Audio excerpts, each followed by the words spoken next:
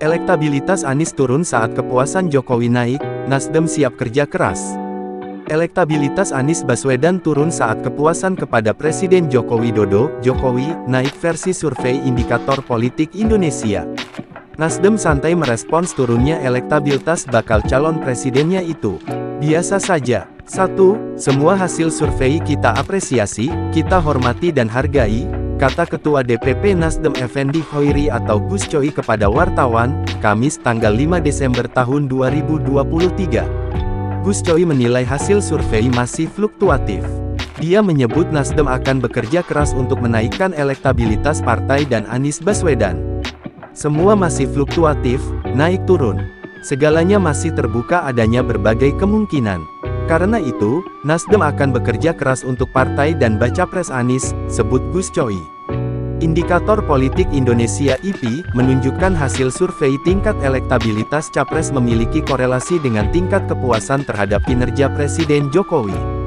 Hasil survei Indikator Politik Indonesia mengungkap jika tingkat kepuasan kinerja Jokowi meningkat, tingkat elektabilitas Anies Baswedan menurun. Peneliti Indikator Politik Indonesia, Bawono Kumoro, mengungkap temuan survei nasional Indikator Politik Indonesia periode tanggal 1 hingga tanggal 6 Desember menunjukkan penurunan tingkat elektabilitas Anies Baswedan dibandingkan survei 2 bulan lalu.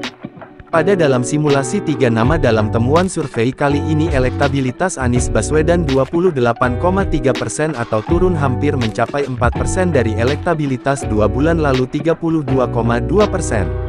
Bawono mengatakan tren penurunan elektabilitas Anies salah satu faktornya adalah kenaikan kepuasan terhadap kinerja Jokowi.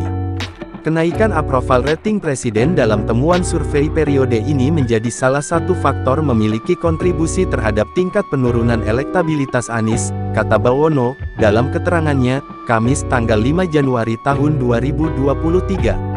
Lebih lanjut, kenaikan tingkat elektabilitas Anies dalam survei periode lalu terjadi saat terjadi penurunan dari approval rating presiden. Hal itu karena Anies dinilai sebagai figur yang antitesis Jokowi. Karena Anies memang dipersepsikan pemilih sebagai figur bakal capres antitesis Jokowi, ujarnya.